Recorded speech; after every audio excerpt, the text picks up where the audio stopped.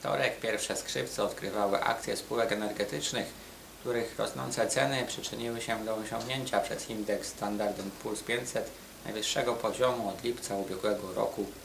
Główną siłą napędową były imponujące w ostatnim czasie wzrosty cen ropy, która powróciła powyżej poziomu $50 za baryłkę.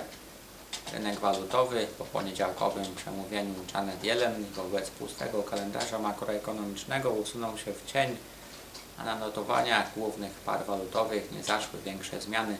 Po fatalnych piątkowych danych z rynku pracy prezes Rezerwy Federalnej zachęcała, by skupiać się na pozytywach w postaci wzrostu płacy godzinowej. Radziła także zaczekać na kolejny odczyt, aby zweryfikować, czy ten nie będzie niechlubnym wyjątkiem. Mówiąc jednak o perspektywach podwyżki stopy procentowej, nie użyła już słowa wkrótce, którym posłużyła się podczas poprzedniej konferencji. Tymczasem w Polsce przedstawiony został wczoraj projekt restrukturyzacji kredytów walutowych. Nie spotkał się jednak z większym entuzjazmem ani inwestorów, ani też pewnie kredytobiorców i pozostał bez większego wpływu na notowania złotego. Poza mnogością przedstawionych wariantów nie poznaliśmy w zasadzie żadnych konkretów ani wyliczeń, które pozwoliłyby realnie ocenić wpływ proponowanych rozwiązań. Co więcej, jest to tylko propozycja powołanego w tym celu zespołu, która teraz ponownie trafi do Kancelarii Prezydenta, gdzie będzie badana i analizowana w celu wypracowania ustawy. Trochę wygląda to zatem na grę na czas i odkładanie podjęcia tej ważnej decyzji.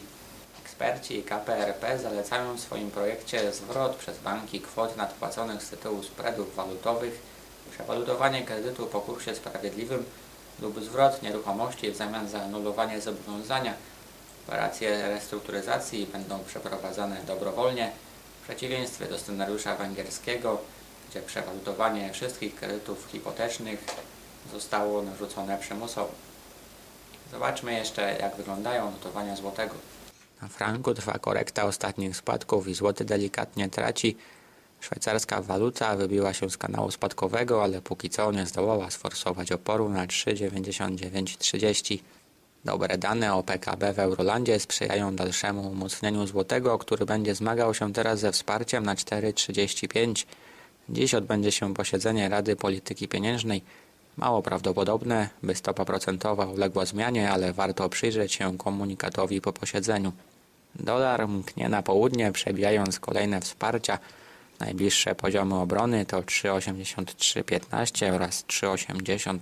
Funt nadal tanieje i nawet dzisiejsze bardzo dobre i zdecydowanie lepsze od oczekiwań dane o produkcji przemysłowej w Wielkiej Brytanii nie zdołały odwrócić tej tendencji. Aktualne pozostaje wsparcie na 5,5643. Inkantor.pl. Bezgotówkowa wymiana walut online.